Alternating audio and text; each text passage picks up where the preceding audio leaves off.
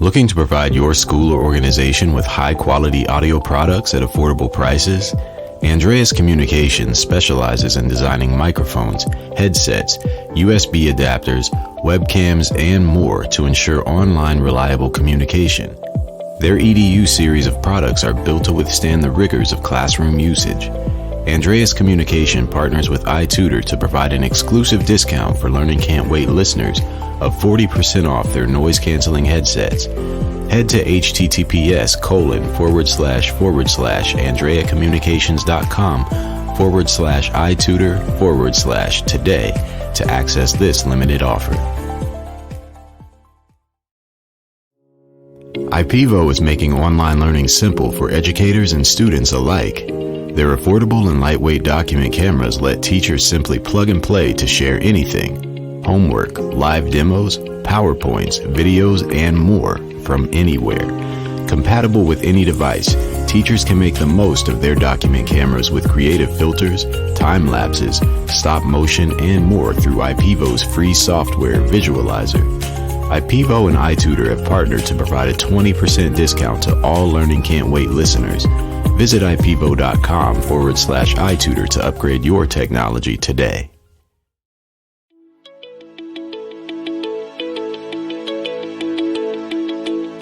Welcome to the Learning Can't Wait podcast, an iTutor production.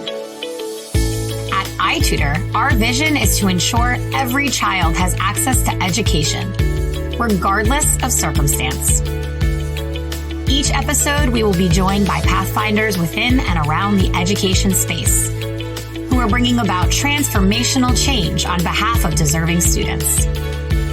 I am your host, Hayley Spira-Bauer. Welcome back, everybody. I am so excited to introduce you to today's guest, Nina Rees, the President and Chief Executive Officer of the National Alliance for Public Charter Schools.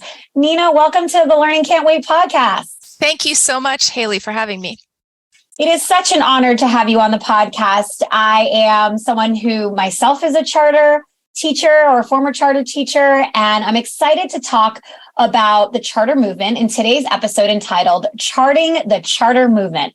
But before we dive all the way into charters, for those folks that are listening today, Nina, who are not totally aware of your illustrious educational background, I'd love for you to share with them a little bit about how you came to be the personal and professional version of yourself.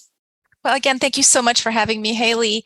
Just in terms of my background, I was born and raised in Iran, left Iran in 1983 after the revolution. And my father left literally everything behind to give my brother and I the chance at a great education. And he had been educated in the U.S. as a Fulbright scholar. So we moved to Blacksburg, Virginia, which is the home of Virginia Tech in Southwest Virginia. And I went to high school in this little small rural community that only had one public high school. After that, I moved to DC. I only wanted to work on Capitol Hill. I was really interested in public policy.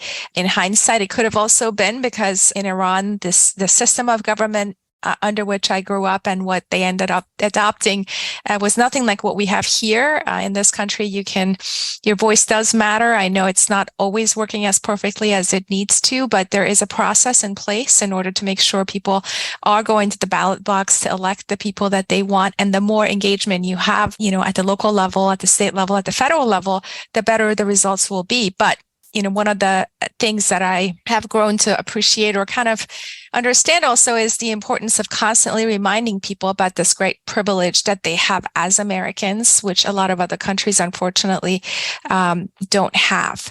So I moved to DC. I worked on Capitol Hill for a couple of years, and then somehow I ended up working at a public interest law firm that litigated on behalf of low-income families who wanted access to better schools. And through hearing the stories and the experiences of these families, I really felt a sense of connection to them, partly because of what I went through and what I saw my family give up in order to give my brother and I a good education.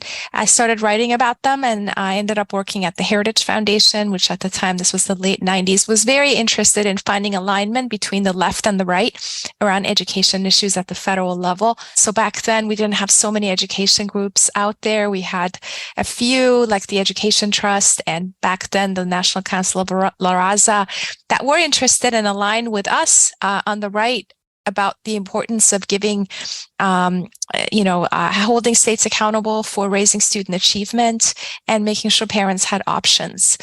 And right around then, Governor Bush from Texas was running for president, and he had a very aggressive education agenda. I was fortunate enough to be an advisor on his campaign and later work in the administration on the passage of, back then, the No Child Left Behind Act. And after that, I worked at the U.S. Department of Education for a few years, where I got to really understand the full menu of things that the federal government is involved in. And I got to really better understand not just the constituencies, but the different aspects of education, not just from a parental empowerment standpoint, but also from a, curriculum and, how do you create systems and create incentive processes in order to make sure you're ultimately serving the needs of families. After that, I worked in the private sector for a for-profit education company that had investments in early childhood education. They ran childcare centers and before and after school programs and tutoring programs. And I have now been at the National Alliance for a little over 10 years. And I'd like to say that, this job really combines everything that I have learned through work with my own passion around expanding options. And I'm really grateful every day to wake up to serve a sector that is about improving public education and making sure that students ultimately are at the center of that equation. You said that this experience that you have right now feels like a throughput almost from all the experience that combines all the different passions and mission-driven elements, as also your the places you've worked and served before. And as I listened to you, I really could hear that direct line of being committed to educational equity and high quality options available for families everywhere. I'm wondering, as you reflect on your own career, was there anything along the way that felt like a complete compelling pull for you? You couldn't stay away from due to what has driven you and what has been your kind of North Star in education? Well, to some extent, as I said, the stories of these families that the law firm I worked at, that to me, interacting with these families, understanding their needs definitely pulled me into the cause more than I thought it would. And this firm represented low-income families, and they had a lot of other cases that were quite as equally interesting and attractive from a legal standpoint, but also from a PR standpoint. But this one connected with me for a very simple reason, in that we spend so much time in education talking about data, talking about disaggregation of data so we can explain to families the quality of their schools and whatnot. But what was an aha moment for me is, for most of the families that we were talking to, they knew that their schools were not doing well. So you didn't need to have more information. What they needed were options. They needed options either in terms of public school choice to go to another school that was not zoned in the community where they lived, the opportunity to move potentially across a district line, which sometimes can be expensive to move into a good neighborhood in order to send your child to public schools, and all the privileges that most Americans take for granted does not exist for those who don't have the means. So I just felt if you could just fix one thing in this country, which is to give people more options outside of the school that they're zoned to send their kids to, you'd be able to solve a lot of the other problems. Again, there's still other things you need to do to fix the public school system, but the right to attend or send your child to a school that's fitting the needs of that child is something that needs to really be ingrained in everything that we do. And ultimately, parents know their kids better than anyone else and can make these decisions much better than any bureaucrat or any well-meaning individual who's working in a public school or at the state level or federal level. It's interesting that you point out that parents, we disaggregate data as like education folk. We're constantly paying attention to data and subsections of populations and what the learning means for the students. But you're right. Parents know, they know their students best, and they're living the experiences that data scientists and economists are constantly studying. So I'm grateful you named that point, and also you shared so openly and vulnerably your own journey in education and how that led to where you are today. I think the more and more folks I meet in and around education that have been in different parts of the sector, I find that we all are in this space because we care deeply about changing the world for better and making education more attainable for more students. So that leads me to asking you a little bit about being in the charter sector. What do you make of the dialogue around public schools and public charter schools? Like at like the 30,000 foot level, how does it all look to you? Well, first of all, charter schools are public schools. They've been around now for a little over 30 years. The first charter law passed in 1991 in the great state of Minnesota with bipartisan support. Back then, President Clinton, or Governor Clinton at the time, was running for president, and he saw the potential that chartering had in reforming public education. He talked about it on the campaign trail, so much so that his advisors were complaining about why he's talking about something that only existed in one state, and back then maybe just one or two schools were around. So it had roots in bipartisanship and a marriage, so to speak, between the left and the right around the importance of holding schools accountable for raising student achievement, combined with the importance of parents having some options and having not being forced to attend these schools, so to speak. So in terms of the dialogue at the national level, I'll just say that things have changed quite a bit since the beginning of the charter school movement, but one thing has stayed constant, which is the fact that a lot of people still don't know what a charter school is. Those who know what it is and what it can do are highly supportive. There is a small minority that will never buy into the concept because they don't like a system of schools that's operating outside the jurisdiction of a school district, and they have a fundamental problem with the concept of giving or trusting parents with options. But there's still a vast majority of people in that middle who simply don't know what a charter school is. So when you have a good portion of the population that's not familiar with the concept, you do open the door for those who don't like the idea to gain traction by defining it in a way that may seem unappealing. One of the things we've done quite well in those places where we've had some resources to apply is to simply explain what charter schools are in terms that a regular person can understand. The other thing, of course, is when you start to talk about this issue, that the fact is there are only about 7,700 public charter schools around the country serving 3.5 million students. So they're not everywhere. In brand marketing, when you're advertising something, you usually are targeting an audience that could eventually go online and decide, oh, I want to buy this. I want to enroll my child in this program.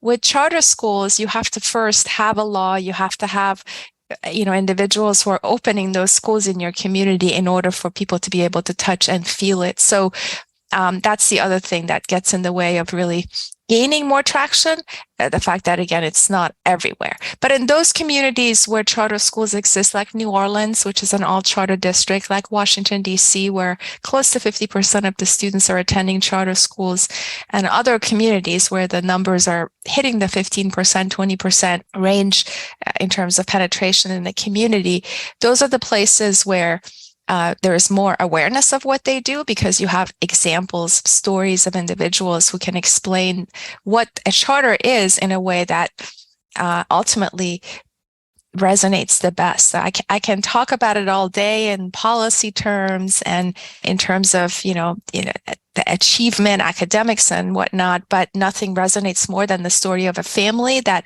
was able to put their kid in a better school because of a high quality charter school. So that's one aspect of the communication challenge, so to speak, that you raised.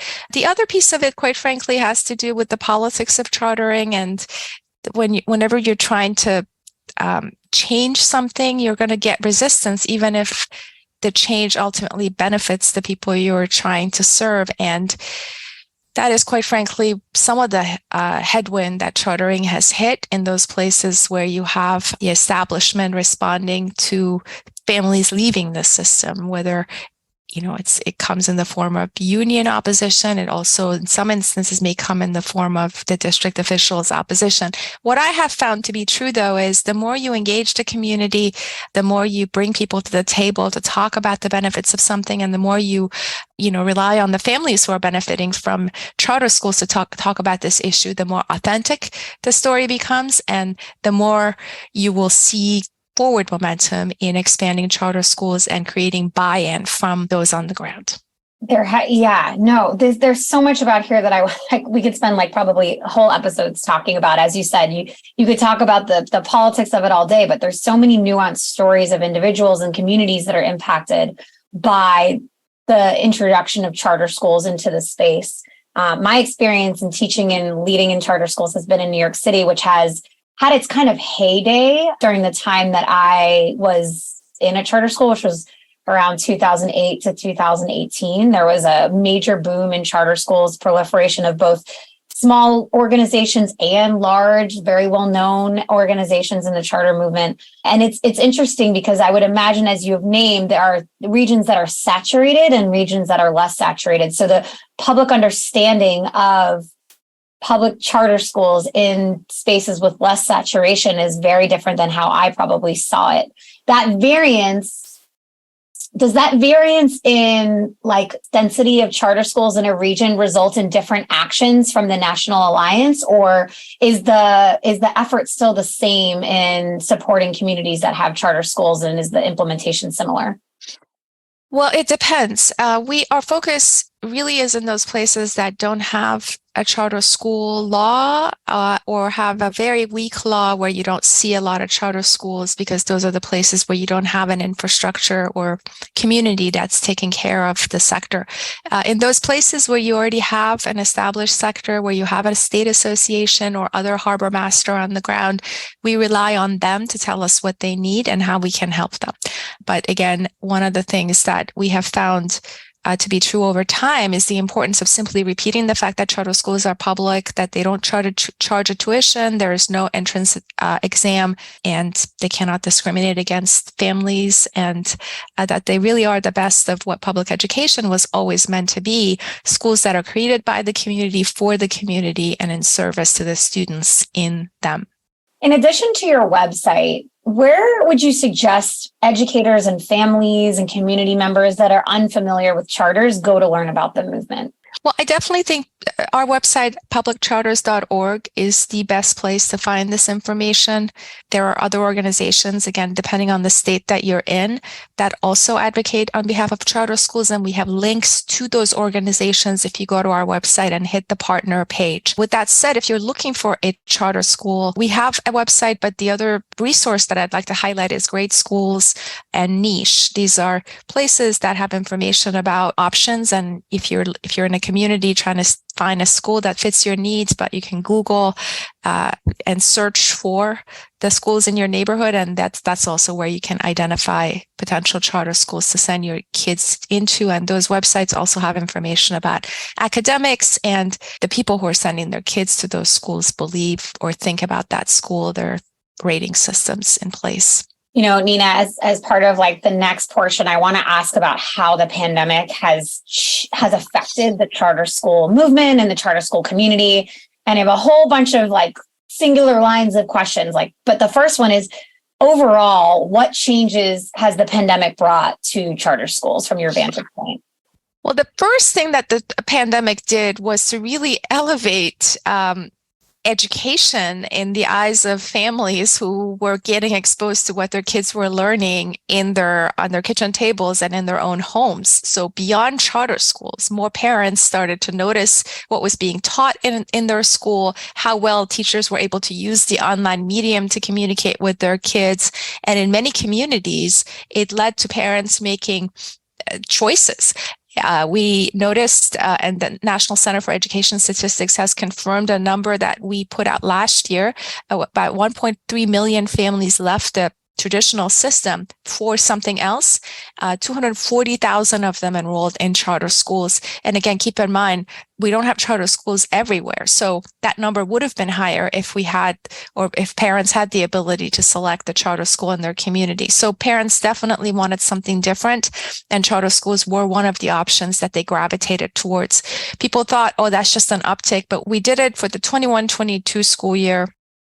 And we found that the numbers held steady, which means there may have still been shifts between a charter and another charter, but the increase in enrollment in charter schools between the 2020-21 school year and the 21-22 school year held steady. So the 250,000 families are now in charter schools because it's an option that they wanted. And keep in mind also, people don't make changes in their schools that often. You have to really be unhappy or be seeking something different for some reason in order to move your child and make the decision to pull them out of their existing school and put them into a new school. So we take this very seriously, and we're happy that so many families opted for charter schools. So, okay, that covers enrollment perfectly. That was the first one. That was the first sub-bullet. The second one is about teacher retention. How has the pandemic changed teacher retention within the charter schools across the U.S.? Well, look, one of the things that charter schools have is the ability to attract the best and give them the freedom and autonomy to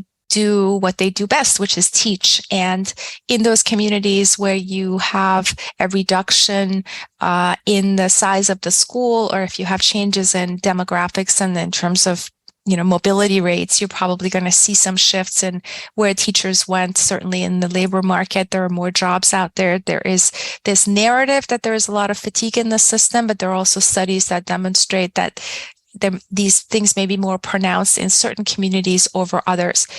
With the charter leaders we speak to, the key thing they raised in the few months post-pandemic, sort of in the because there's also so much money that the federal government disseminated, so in order to make sure that people were getting paid, that they had the resources to clean their schools, that they had the resources to offer tutoring and other services. So in talking to our leaders, it became obvious that in many instances, they wanted to hire more people, and that there may not be enough individuals out there who are attracted to teaching or to tutoring or to being a bus driver, because there's so many other jobs also available out there. But these are anecdotal stories. I don't have data that specifically says, we had a reduction at the national level in the number of teachers in our schools. If anything, we're noticing more people interested in charter schools, which then opens the door for more individuals going in. And keep in mind, in most of the states that have high quality laws, there are alternative routes to teacher certification to go into a school. So if you're interested in educating a child, your odds of being able to hit the ground running at a charter school in some places are higher, because you don't have to go through all the other, burdensome rules and regulations that are required for a teacher to teach in a district school. Helpful. I'm curious, I wonder, we're seeing like a major shift in the first 2 points that we just talked about. Student enrollment nationally is on a decline for the second year in a row, and there are regionalized teacher shortages. And I'm wondering how, over time, I don't think you have an answer right now. You said at the national level related to teacher retention. I'm curious in the next 5 to 10 years, what we're going to see as trends and how those trend lines will either parallel or intersect in the public and public charter. Like it remains to be seen. It remains. Yes. I talk about teacher shortage almost on every single episode right now. Everybody has to talk about. Everybody has an opinion or a stake in the teacher shortage and how it's impacting their purview within the space of education. So I think a lot remains to be seen over the next 5 to 10 years. Absolutely. And it's a great question, not just because of the pandemic and birth rates, but also because of the changing face of education. And the other thing that the pandemic introduced was technology. More schools are now offering Chromebooks and access. There are more hotspots and places where you can actually get internet access for the first time, Republicans at the federal level also started embracing efforts to really address this other aspect of infrastructure, which is about connectivity. So I do think technology is disrupting this space as well. And, the need to have one highly qualified teacher in the classroom may not be quite as pronounced as having individuals in the classroom to monitor what students are doing with a highly qualified teacher beaming in to teach a class. But for our sector, because so many of our students are from disadvantaged backgrounds with working families, they still need to go to a physical school, and the online medium in and of itself is not a great medium, especially for small children. So we're always going to need individuals who care about children in the classroom, people who are interested in innovation and really meeting the unique needs of children. So regardless of what technology does to disrupt, we still need to have skilled individuals who really care for kids. And I think of all the jobs out there, this is potentially one of the most rewarding ones. There might be some fatigue and post-pandemic, I think a lot of people are suffering from a whole host of trauma and other things that came about for being, in the house and not all the uncertainties that it brought. But it also, when you go out now, you see so many people who are eager to congregate, eager to move on past the pandemic. So I think there is something about our space that is very attractive to those who want to innovate and who want to test different things and who are committed to the social justice mission of our schools, which is about closing the achievement gap. And so we have great opportunities to really attract the best and the brightest. And I always encourage our leaders to lean into that a lot more and not accept some of the facts that are usually given to us around, labor shortages and whatnot. Yeah,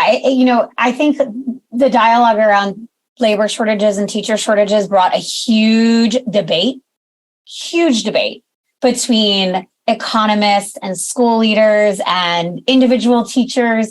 And if for no other reason than that debate, I'm glad it happened, because that debate, you started out our conversation today by naming that the pandemic brought to light how important education is. And I think that debate brought about an important discourse around the profession of teaching, the value of education the value of teachers in the classroom, and how right now, I believe in the collective trauma of everyone, but especially folks that have been in school buildings over the past 3 years, has really taken a toll. And that brings me to the last kind of pandemic related impact question, which is about students. We know students were greatly impacted by the pandemic, both academically and socially, emotionally. How does the charter school, what kind of trends are the charter schools in the U.S. seeing as related to student achievement now that we have some concrete data from NAEP and a couple other sources at our fingertips? That's a great question. So the NAEP data set that came out this past fall captured the achievement levels of students, and also there's a component of it that's focused on districts, and that's always been a very helpful gauge for us to see how students are doing, especially in those cities that have a lot of charter schools. Unfortunately, the story across the board is a very inconsistent and bad story for all kids. The students who lived through this pandemic in the year of the pandemic, they're all lagging behind, and there's a lot of talk about how those schools that stayed open did better. But when you talk to the folks at NAGB who administer the NAEP, they don't necessarily see a lot of hard data and correlation between those schools that stayed open and academic achievement.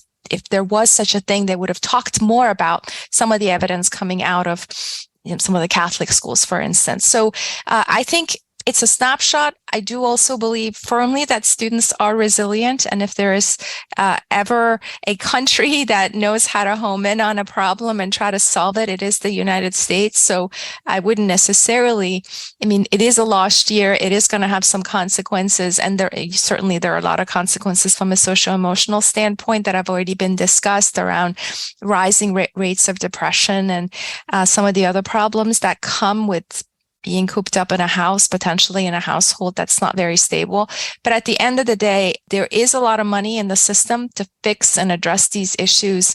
And because we are so hyper-focused on solving problems, I am confident that with the help of all the different tutoring entities out there, as well as individuals and communities that are trying to help their communities, that will be able to turn this corner and, pick up where we had left off.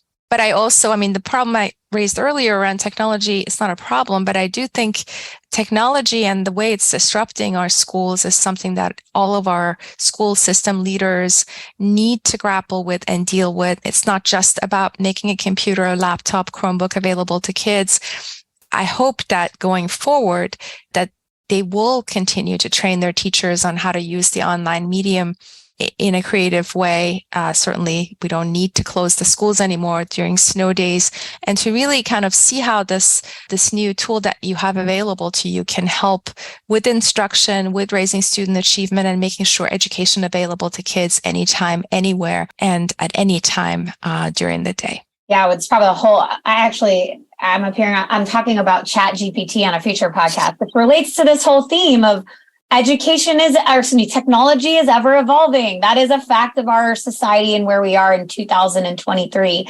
How do schools embrace it in a way that furthers learning, right? You're naming having the infrastructure, having the tools, making sure it's integrated appropriately in a way that drives student achievement. And there are other elements that we just cannot avoid. There are going to be continual evolution of tools. And so I appreciate your optimistic spirit for the future and the realistic notion that schools have to embrace supporting teachers in understanding the technology and utilizing and implementing it effectively, which is like a perfect segue to our final question today, which is for teachers starting their career. Nina, what advice would you give a teacher starting their career today? Well, first, I hope more individuals graduating from college are drawn to teaching. There are so many jobs out there. And when I look at survey data around Gen Z and whatnot, it's, it gives you a lot of information about the sorts of jobs that they want. And so gone are the days when you enter a profession and decide you want to graduate and stay in it forever. So I am a little concerned because ultimately in many of our schools, it's not just about the education, it's also about the relationships that adults are building with children. And the more these relationships are built over time, the stronger they become. And it's important for people to stay in this system and to be committed to the business of teaching. The other thing I'll say is most teachers will also tell you that they become better over time. So there's really nothing you can do. You can teach the job and whatnot, but ultimately it's by being in the classroom and doing the work that you become better. So my hope is that more individuals will pay attention to coming into teaching. It is a highly rewarding job, one that, I hope will continue to pay a fair wage and a strong set of benefits to teachers. But my advice is to consider teaching at charter schools, public schools, private schools, but to commit to teaching and to consider teaching as a profession and when they graduate from college. That's strong advice to end on. I know I have a deep appreciation given my own background and now the fact that I have kids in school today, my own children. So I feel that deeply. Nina, thank you so much for joining today, the podcast, and sharing the incredible work that the National Alliance for Public Charter Schools are doing in your own deep commitment to education. Thank you so much for having me.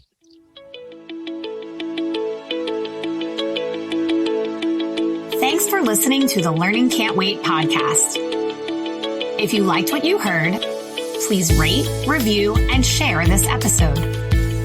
Be the first to know when we have a new episode by subscribing wherever you listen to podcasts. If you'd like to be a guest on the show or have a suggestion for an episode, email us at podcast@itutor.com. Grow your teaching staff with just one click. iTutor partners with state licensed teachers from across the U.S. to help schools provide additional instruction to students. Whether you need them part-time or full-time, our educators are standing by to get you started right away. Head to itutor.com to learn more.